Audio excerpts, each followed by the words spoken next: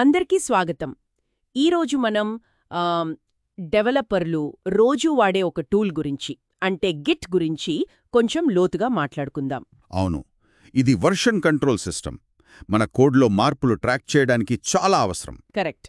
దాదాపు ప్రతి డెవలపర్కి బేసిక్స్ తెలిసే ఉంటాయి కదా. అవును, బేసిక్స్ తెలుసుండాలి. అయితే మన దగ్గరున్న కొన్ని ఆర్టికల్స్, ట్యుటోరియల్స్ చూస్తే రోజు వాడకంలో నిజంగా ఉపయోగపడే కొన్ని కమాండ్స్, కొన్ని బెస్ట్ ప్రాక్టీసెస్ మీద మనం దృష్టి పెట్టొచ్చు. మంచిది. అంటే ఈ సమాచారం నుంచి ముఖ్యమైనవి నేర్చుకుని గిట్ని ఇంకాస్త బెటర్గా ఎలా వాడాలో చూడాలన్నమాట. సరే, మరి మొదలు పెడదామా? తప్పకుండా. ముందుగా ఏదైనా కొత్త ప్రాజెక్ట్ స్టార్ట్ చేసినప్పుడు ఆ ఫోల్డర్లో గిట్ ఇనిట్ వాడతాం. అవును, అది ఫస్ట్ స్టెప్. అది ఆ .git అనే ఒక హిడెన్ ఫోల్డర్ని క్రియేట్ చేస్తుంది. మొత్తం ప్రాజెక్ట్ హిస్టరీ అంతా అంటే అక్కడే స్టోర్ అవుతుందన్నమాట. ఓకే. ఆ తర్వాత మనం ఏం చేస్తున్నామో తెలుసుకోటానికి దానికి గిట్ స్టేటస్ ఉంది కదా, ఇది చాలా రెగ్యులర్గా వాడాలి. అంటే ఏ ఫైల్స్ మారాయి, ఏవి గిట్ ట్రాక్ చేస్తోంది, ఏవి స్టేజింగ్లో ఉన్నాయి, ఇలాంటివన్నీ చూపిస్తుంది. -s లాంటి ఆప్షన్స్ కూడా ఉంటాయి కదా షార్ట్ ఫార్మాట్ కోసం. అవును, -s వాడితే కొంచెం కాంపాక్ట్గా వస్తుంది. -v అంటే ఇంకాస్త డీటెయిల్డ్గా వస్తుంది. సరే, మార్పులు చేశాక వాటిని కమిట్ చేయాలి, కానీ దానికి ముందు స్టేజింగ్ ఏరియాకు యాడ్ చేయాలి కదా. అవును, గిట్ యాడ్ వాడతాం.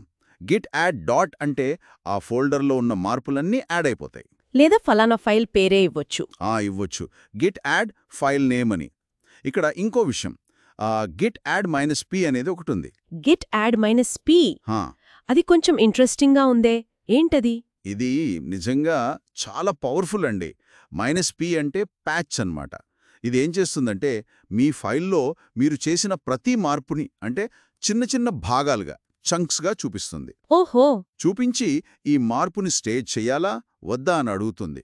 ఎస్, నో అని చెప్పొచ్చు. అంటే ఒకే ఫైల్లో కొన్ని మార్పుల్ని స్టేజ్ చేసి కొన్నింటిని వదిలేయొచ్చా? ఎగ్జాక్ట్లీ. దీనివల్ల పెద్ద అడ్వాంటేజ్ ఏంటంటే కమిట్ చేసే ముందు మన కోడ్ని మనమే ఒకసారి రివ్యూ చేసుకున్నట్టు అవుతుంది. ఇంకా చాలా చిన్న చిన్న అంటే అర్థవంతమైన కమిట్ చేయడానికి ఇది హెల్ప్ చేస్తుంది. అటామిక్ కమిట్స్ అంటారు కదా, అవి. అవును, అటామిక్ కమిట్స్ అంటే ఒక లాజికల్ మార్పు మొత్తం ఒకే కమిట్లో ఉండటం. ఇది తర్వాత ఎప్పుడైనా ఏదన్నా ప్రాబ్లం వస్తే ఏ మార్పు వల్ల వచ్చిందో కనిపెట్టడానికి చాలా ఈజీ అవుతుంది. భలే ఉంది. సరే, స్టేజ్ చేశాక గిట్ కమిట్ -mతో ఒక మెసేజ్ ఇచ్చి సేవ్ చేస్తాం. అవును, గిట్ కమిట్ -m, ఇక్కడ మీ మెసేజ్. -am అని కూడా వాడతారు కదా, అది మోడిఫైడ్ ఫైల్స్ని ఆటోమేటిక్గా యాడ్ చేసి కమిట్ చేస్తుంది. వాడతారు, కానీ అది ఆల్రెడీ ట్రాక్ అవుతున్న ఫైల్స్కి మాత్రమే పనిచేస్తుంది. కొత్తగా క్రియేట్ చేసిన ఫైల్స్ ఉంటే వాటినే మామూలుగా గిట్ యాడ్ చేయాల్సిందే. Okay, got it. మరి కమిట్ మెసేజ్లో ఎలా ఉండాలి? ఇది చాలా చాలా ముఖ్యం. కమిట్ మెసేజ్లు స్పష్టంగా, సూటిగా ఉండాలి. ఫస్ట్ లైన్ ఓ 50 క్యారెక్టర్ల లోపు ఉంటే బెటర్. ఏం జరిగిందో క్లియర్గా చెప్పాలి. ఉదాహరణకి ఫిక్స్ యూజర్ లాగిన్ వ్యాలిడేషన్ లాగా. అంతేకాని అప్డేట్ అనో ఫిక్స్ అనో కాకుండా. కరెక్ట్. అలాంటివి తర్వాత చూస్తే ఏమీ అర్థం కాదు. అవసరమైతే ఒక ఖాళీ లైన్ వదిలి కింద ఇంకా డీటెయిల్స్ ఇవ్వచ్చు. బగ్ ట్రాకర్ టికెట్ నంబర్ ఇవ్వడం కూడా మంచి పద్ధతి. బాగుంది. ఇక లోకల్లో చేసిన మార్పుల్ని గిట్హబ్ లాంటి రిమోట్ రిపాజిటరీకి పంపాలంటే simple. Git push origin branch name. ఇక్కడ ఒరిజిన్ అనేది మనం రిమోట్ రిపాజిటరీకి పెట్టుకున్న పేరు, అంటే ఆలియాస్ అన్నమాట. బ్రాంచ్ నేమ్ అంటే ఏ బ్రాంచ్ని పంపిస్తున్నామో ఆ పేరు. మరి రిమోట్లో వేరే వాళ్లు చేసిన మార్పులు మన లోకల్కి తెచ్చుకోవాలంటే? దానికి git pull origin branch name. ఇది ఏం చేస్తుందంటే బ్యాక్గ్రౌండ్లో ముందు గిట్ ఫెచ్ రన్ అవుతుంది. అంటే మార్పుల్ని డౌన్లోడ్ చేస్తుంది. అవును, డౌన్లోడ్ చేసి ఆ తర్వాత గిట్ మర్జ్ చేస్తుంది. అంటే ఆ మార్పుల్ని మీ లోకల్ బ్రాంచ్తో కలుపుతుంది. కొన్నిసార్లు గిట్ పుల్ రీబేస్ అని వాడమని విన్నాను. ఏంటి తేడా? మంచి పాయింట్. పుల్ డిఫాల్ట్గా మర్జ్ వాడుతుంది కదా. పుల్ రీబేస్ వాడితే అది ఫెచ్ తర్వాత మర్జ్ బదులు రీబేస్ చేస్తుంది. దీనివల్ల అనవసరమైన మర్జ్ కమిట్స్ క్రియేట్ అవ్వవు. హిస్టరీ కొంచెం లీనియర్గా, క్లీన్గా కనిపిస్తుంది. టీంని బట్టి ఇది ప్రిఫర్ చేస్తారు. ఓకే. ఇక బ్రాంచింగ్ విషయానికొస్తే గిట్లో ఇది చాలా పవర్ఫుల్ ఫీచర్ కదా. అస్సలు బ్రాంచింగ్ లేకపోతే టీంలో పనిచేయడం చాలా కష్టం. వేరువేరు ఫీచర్స్ మీద లేదా బగ్ ఫిక్సెస్ మీద ఒకేసారి వేరువేరు వాళ్ళు పనిచేసుకోవచ్చు, ఒకరి పనికి ఒకరు అడ్డుపడకుండా.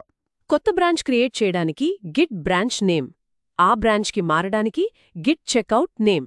అవును, రెండు ఒకేసారి చేయాలంటే git checkout -b new -branch name. ఇది బ్రాంచ్ని క్రియేట్ చేసి వెంటనే దానికి స్విచ్ కూడా అయిపోతుంది. ఇక్కడ చిన్న టిప్, గిట్ చెక్అవుట్ అని టైప్ చేస్తే మీరు ఇంతకుముందు ఏ బ్రాంచ్లో ఉన్నారో దానికి వెంటనే వెళ్ళిపోవచ్చు. అది చాలా హ్యాండీ, టైం సేవ్ చేస్తుంది.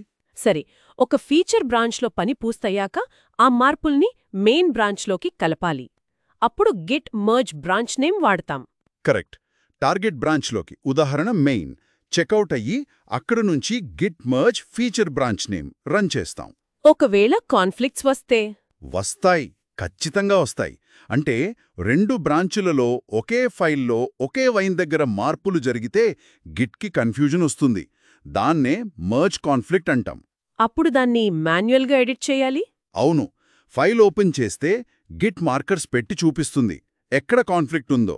మనకు ఏ కోడ్ కావాలో ఉంచి మిగిలింది తీసేసి ఫైల్ సేవ్ చేసి మళ్ళీ గిట్ యాడ్, గిట్ కమిట్ చేయాలి. ఓకే, ఇంకో సినారియో. ఒక బ్రాంచ్లో ఏదో ఫీచర్ మీద పనిచేస్తున్నాం, ఇంకా కమిట్ చేయలేదు. సడన్గా వేరే అర్జెంట్ పని కోసం వేరే బ్రాంచ్కి మారాల్సొస్తే ఆ మార్పుల్ని ఏం చెయ్యాలి? అప్పుడు గిట్ స్టాష్ చాలా ఉపయోగపడుతుంది. ఇది మీ వర్కింగ్ డైరెక్టరీలో ఇంకా స్టేజింగ్ ఏరియాలో ఉన్న ట్రాక్ చేయబడ్డ ఫైల్స్లోని మార్పులన్నిటినీ తాత్కాలికంగా పక్కన పెడుతుంది. మీ వర్కింగ్ డైరెక్టరీ క్లీన్ అయిపోతుంది. ఆ తర్వాత వేరే బ్రాంచ్కి వెళ్ళి పనిచేసుకోవచ్చు. అవును, పని పూర్తయ్యాక మళ్ళీ పాత బ్రాంచ్కి వచ్చి గిట్ స్టాష్ పాప్ లేదా గిట్ స్టాష్ అప్లై అంటే ఆ మార్పులు తిరిగొచ్చేస్తాయి. పాప్ అయితే స్టాష్ లిస్ట్ నుంచి తీసేస్తుంది, అప్లై అయితే ఉంచుతుంది. ఇది నిజంగా చాలా యూస్ఫుల్. హిస్టరీ చూడటానికి గిట్ లాగ్ వాడతాం కదా. అవును, గిట్ లాగ్ ఎవరు ఎప్పుడు ఏం కమిట్ చేశారో చూపిస్తుంది. -p ఆప్షన్ ఇస్తే ప్రతి కమిట్లో అసలు ఏం మార్పులు జరిగాయో కూడా లైన్ బై లైన్ చూపిస్తుంది. సూపర్. కానీ అనుకోకుండా గిట్ రీసెట్ హార్డ్ లాంటి డేంజరస్ కమాండ్ వాడేసి కొన్ని కమిట్స్ పోగొట్టుకుంటే అప్పుడు పరిస్థితి ఏంటి? అయ్యో, అలాంటివి జరుగుతాయి అప్పుడప్పుడు. కానీ భయపడక్కర్లేదు, అక్కడే గిట్ రీఫ్లాగ్ రక్షించడానికొస్తుంది. రీఫ్లాగ్? అవును, గిట్ రీఫ్లాగ్. ఇది మీ లోకల్ రిపాజిటరీలో మీరు చేసిన దాదాపు అన్ని యాక్షన్స్ని, అంటే బ్రాంచ్ మార్చడం, కమిట్ చేయడం, రీసెట్ చేయడం, ఇలాంటి హెడ్ మార్పులన్నిటినీ రికార్డ్ చేసి ఉంచుతుంది. ఓ వావ్! కాబట్టి మీరు పొరపాటున డిలీట్ చేశామనుకున్న కమిట్ హ్యాష్ని రీఫ్లాగ్లో వెతికి పట్టుకుని దానికి మళ్ళీ Git reset hard commit hash అవ్వచ్చు. ఇది చాలాసార్లు నన్ను కాపాడింది. అద్భుతం! ఇది తెలియక చాలామంది కంగారు పడతారు.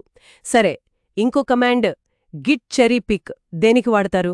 ఇది కూడా చాలా ప్రాక్టికల్ కమాండ్. ఉదాహరణకి డెవలప్ బ్రాంచ్లో ఒక ముఖ్యమైన బగ్ ఫిక్స్ చేశారు ఒక కమిట్లో, కానీ ఆ ఫిక్స్ వెంటనే రిలీజ్ బ్రాంచ్కి కూడా అర్జెంటుగా కావాలి. మొత్తం డెవలప్ బ్రాంచ్ని రిలీజ్లోకి మర్జ్ చెయ్యకుండా కేవలం ఆ ఒక్క కమిట్ని దాని హ్యాష్ ఐడి ఉపయోగించి గిట్ చెరీపిక్ కమిట్ హ్యాష్ కమాండ్తో మీ ప్రస్తుత బ్రాంచ్లోకి, అంటే రిలీజ్ బ్రాంచ్లోకి తెచ్చుకోవచ్చు. చాలా సెలెక్టివ్గా మార్పులు తీసుకోవడానికి ఇది ఉపయోగపడుతుంది. చాలా బావుంది.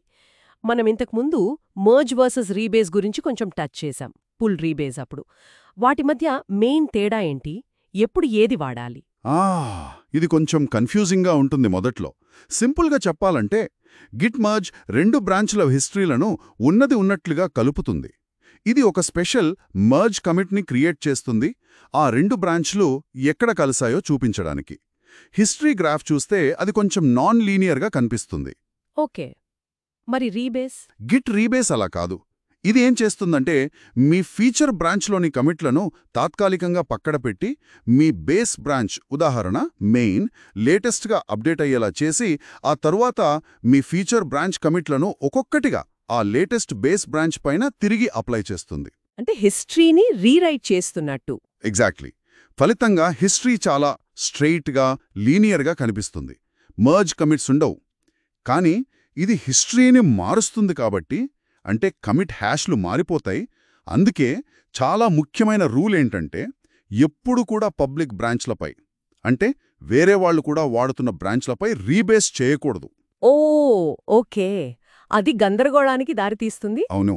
ఎందుకంటే వాళ్ళ లోకల్ కాపీకి రీబేస్ చేసిన రిమోట్ కాపీకి పొంతనుండదు. అదే మీ సొంతంగా మీరు మాత్రమే వాడుకుంటున్న ఫీచర్ బ్రాంచ్ని మెయిన్లోకి మర్జ్ చేసే ముందు క్లీన్ చేసుకోవడానికి రీబేస్ వాడటం మంచి పద్ధతి. క్లియర్. సో ఈరోజు మనం add p, stash, reflog, cherry pick లాంటి కొన్ని అడ్వాన్స్డ్ కమాండ్స్తో పాటు atomic commits, clear messages, branching స్ట్రాటజీలు వంటివి మన డైలీ వర్క్ని ఎంత ఇంప్రూవ్ చేస్తాయో చూశాం. అవును. గిట్ అంటే కేవలం కమాండ్స్ గుర్తుపెట్టుకోవడం కాదు, అదొక డిసిప్లిన్డ్ వర్క్ ఫ్లోను ఎంకరేజ్ చేస్తుంది. ఇది వ్యక్తిగతంగా కోడ్ మేనేజ్మెంట్కి, అలాగే టీంలో కొలాబరేషన్కి చాలా కీలకం. ముగించే ముందు శ్రోతలకి ఒక చిన్న ఆలోచన వదిలి వెళ్దాం.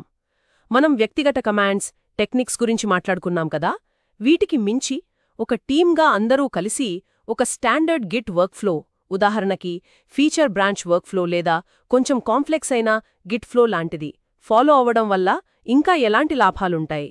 ప్రాజెక్ట్ మేనేజ్మెంట్, రిలీజ్ సైకిల్స్ ఎలా సులభతరం అవుతాయి? దీని గురించి ఆలోచించండి. బహుశా మనం ఇంకోసారి దీనిపై కూడా చర్చించుకోవచ్చు. మంచి పాయింట్. అది టీం ప్రొడక్టివిటీపై చాలా ప్రభావం చూపిస్తుంది. సరే, ఈనాటికి సెలవు. వచ్చేసారి మరో ఆసక్తికరమైన విషయంతో మళ్ళీ కలుద్దాం.